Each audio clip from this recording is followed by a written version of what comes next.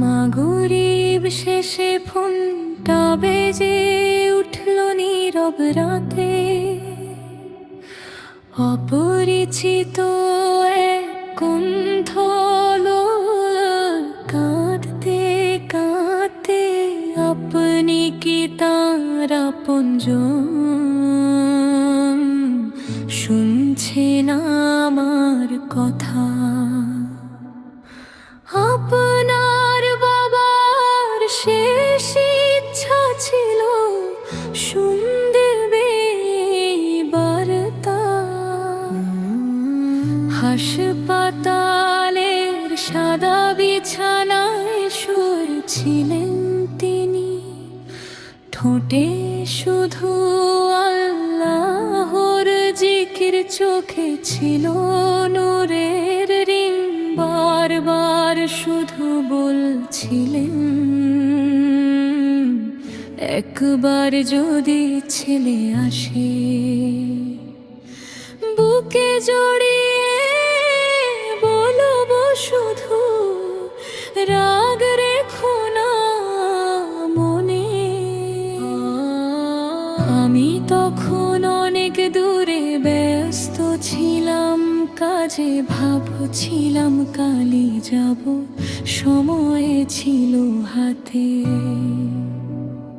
কিন্তু কে জানুত সেই কাল আর কোনো দিন আসবে না।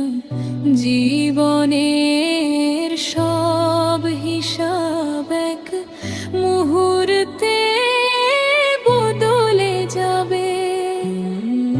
নার্সটি বলল শেষ মুহূর্তে তিনি কেঁদে বলেছিলেন, আমার সন্তানের কোনো দোষ নেই, তাকে কিছু বলবেন না।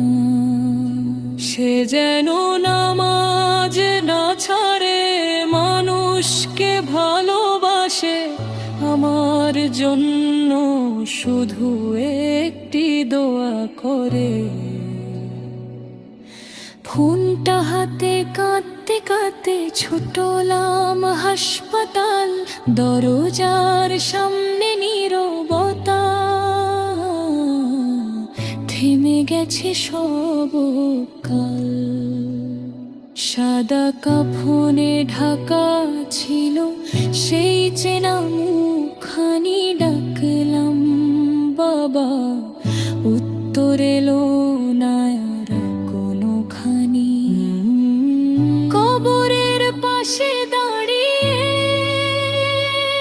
আমি ভেঙে পড়লাম সেদিন।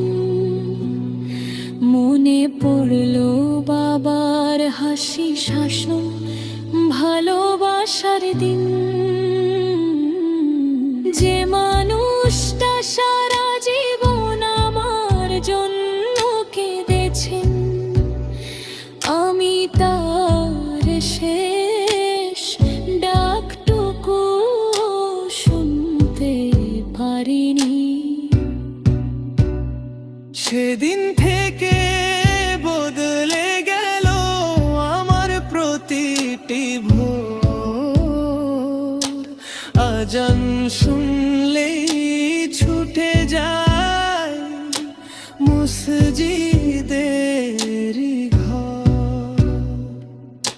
মার মুখে হাসি ফোটায়, এতিমকে করি স্নেহ, কারণ বুঝেছি ভালোবাসাই জীবনের শ্রেষ্ঠ পথ। বন্ধুরা সময় থাকতে আপনজনকে ভালোবাসো, পরে বলবো কথাটিকে আজ বিদায়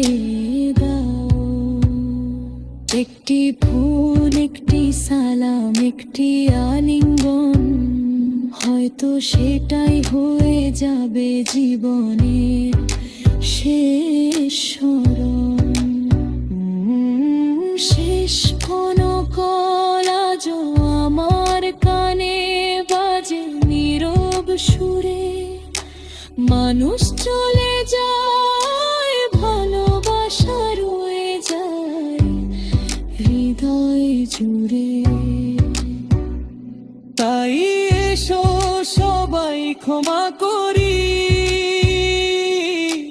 বাড়াই দোয়ার হাত, রবের সন্তুষ্টিতেই কাটুক জীবনের প্রতিটি রাত। হে আল্লাহ, আমাদের মা বাবার মূল্য বুঝার তৌফিক দিন। তাদের জীবিতদের সুস্থ রাখুন, যারা ইন্তেকাল করেছেন তাদের কবরকে নূরে ভরে দিন এবং